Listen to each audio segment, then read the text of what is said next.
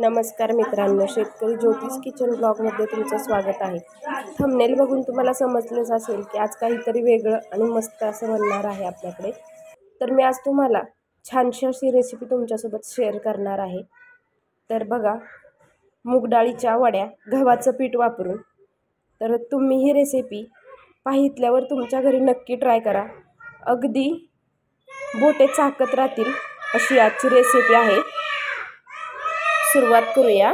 इथं मूग डाळ घेतली आहे 1 ग्लास, ती मी अर्धा तास पाण्यात भिजवून घेतली आहे आणि त्याचं पाणी सगळं काढून घेतलंय।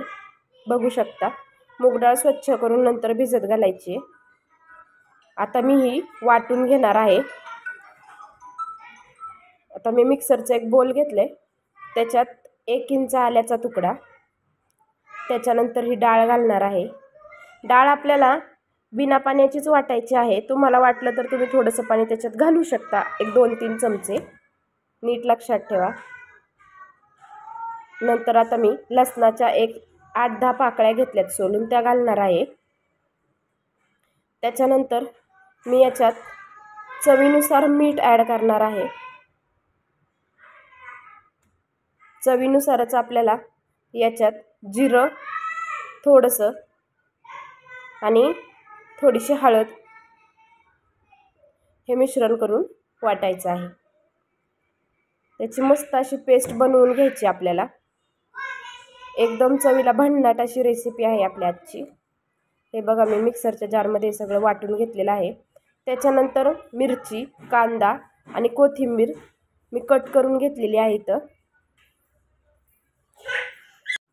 त्याच्यानंतर आता मी इथं आपल्याला जिरं लागणार आहे ते घेतलेलं आहे, तुम्ही बघू शकता। आता एक मी भांडं घेतले, त्या भांड्यामध्ये मी मिक्सरला वाटून घेतलेली डाळ जी आहे ती इथं ओतणार आहे। डाळ ओतून झाली की त्याच्यात आपल्याला चवीनुसार मीठ ॲड करायचे। प्रत्येक जे आपण मिश्रण घेणार आहे त्याच्यात चवीनुसारच मीठ ॲड करायचे, लक्षात ठेवा। त्याच्यानंतर थोडंसं जिरं, नंतर आता चिरलेला कांदा, कोथिंबीर आणि मिरची घालणार आहोत। तुम्ही कांदा, कोथिंबीर, कांदा, मिरची ते खात नसाल तर नाही टाकलं तरी चालेल, हे ऑप्शनल आहे, पण हे टाकावं, त्यामुळे त्याची चव खूप छान लागते, भन्नाट लागते अगदी। आता हे सगळं मिश्रण काय करायचं, आपल्याला छान प्रकारे मिक्स करून घ्यायचं एका चमच्याच्या साहाय्याने।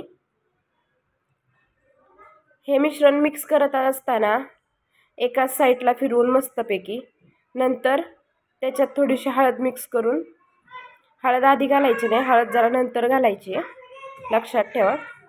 आणि मग मिश्रण चांगलं मिक्स करून आपल्याला हे अर्ध्या तासासाठी परत एकदा झाकून ठेवायचं आहे, जेणेकरून ही वाटलेली जी डाळ आहे ती छान प्रकारे फुगेल, म्हणून नीट लक्षात ठेवा तुम्ही। आता मी अर्ध्या तासासाठी झाकून ठेवून देत आहे। आता आपण तोपर्यंत पुढच्या कृतीकडे वळूया। आपल्याला अजून एक भांडं लागणार आहे।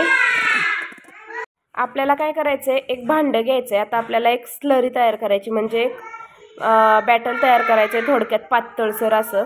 मी इथं गव्हाचं पीठ घेतलं आहे, 1 वाटी पीठ घेतलेलं, त्यातली अर्धीच वाटी मी हे गव्हाचं पीठ इथं घेतलेलं आहे।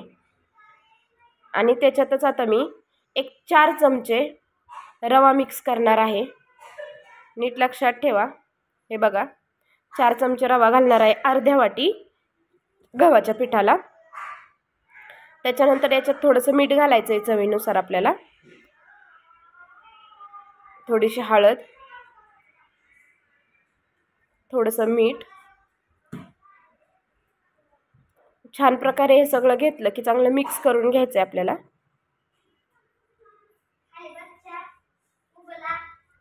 चांगलं मिक्स करायचं आहे, छान प्रकारे मिक्स करायचं आहे आणि नंतर याच्यात बसेल असं पाणी घालायचं आहे।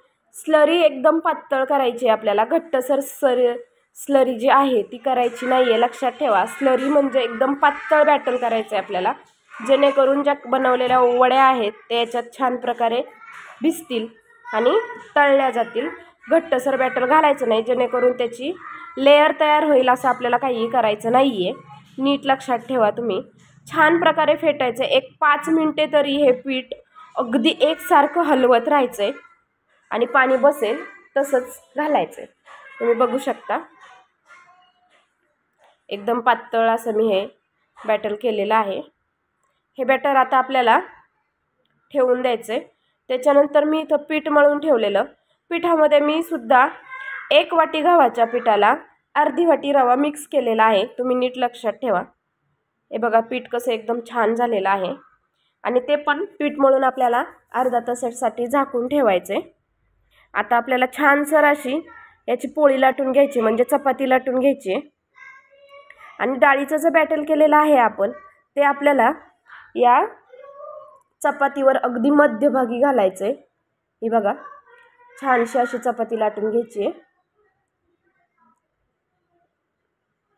बघू शकता तुम्ही इथं. आता आपली चपाती लाटून झालेली आहे.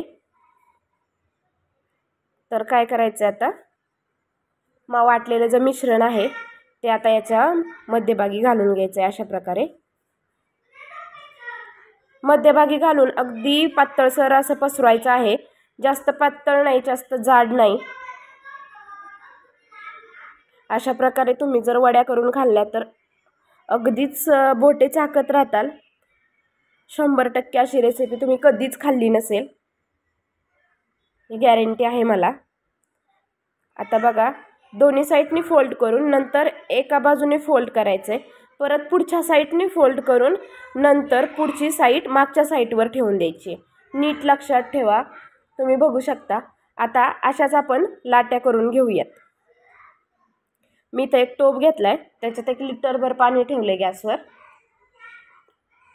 आता हे पाणी थोडंसं गरम झालं की नंतर एक चाळणी घेणार आहे. हे बघा वड्या उकडायची चाळणी आहे, ती चाळणी घेतलेली आहे. ती चाळणी आता त्या चाळणीला मी तेल लावून ग्रीस करून घेणार आहे, म्हणजे तेल लावून घेणार आहे चांगलं त्याला.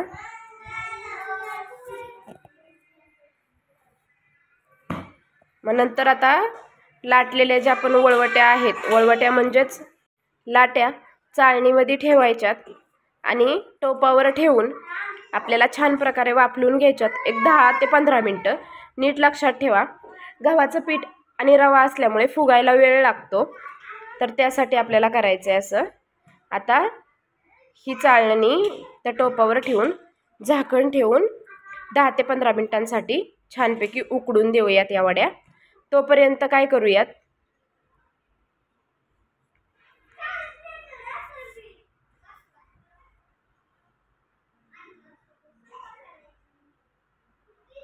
ह्या बघा वड्या छानपैकी उकडलेल्या आहेत. तुम्ही बघू शकता एकदम थंड झाल्यात. पाहू शकता एकदम छान प्रकारे या वड्या बनून तयार आहेत. तर मी आता तुम्हाला इथं कट करून दाखवते. अगदी अर्धा इंचामध्ये या वड्या कट करायच्यात. इझिली कट होऊन जातात. बघू शकता तुम्ही, पाहू शकता एकदम भन्नाट अशा या बनलेल्या आहेत.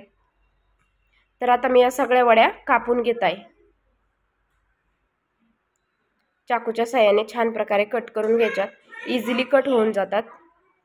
रवा मिक्स केल्यामुळे गव्हाच्या पिठामध्ये छान प्रकारे रवा आणि गव्हाचं जे मिश्रण आहे ते छान प्रकारे मिक्स होतं.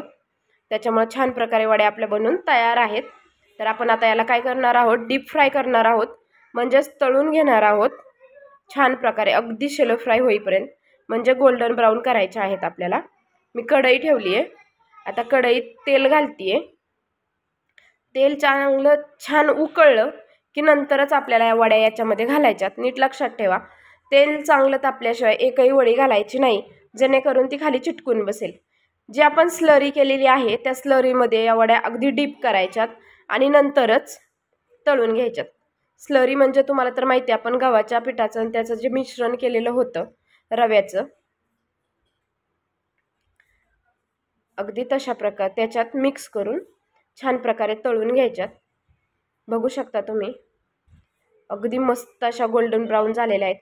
अगदी छोटी टोस्ट असते तसा हिचा आकार झालेला आहे या वडीचा. तुम्ही बघू शकता एकदम छान प्रकारे या वड्या बनून तयार आहेत आपल्या. काहीतरी वेगळं खायला भेटलं की जिभेची चवही वाढते आणि आनंदही भेटतो. तर तुम्ही रेसिपी तुमच्या घरी नक्की ट्राय करा. आता चाकूने दाखवते मी तुम्हाला. एकदम कडक आणि छान अशा वड्या बनून तयार आहेत. आतमधून थोड्याशा सॉफ्ट, बाहेरून एकदम कडक. तुम्ही बघू शकता एकदम टोस्ट सारख्या झालेल्या आहेत, कुरकुरीत आणि मस्त.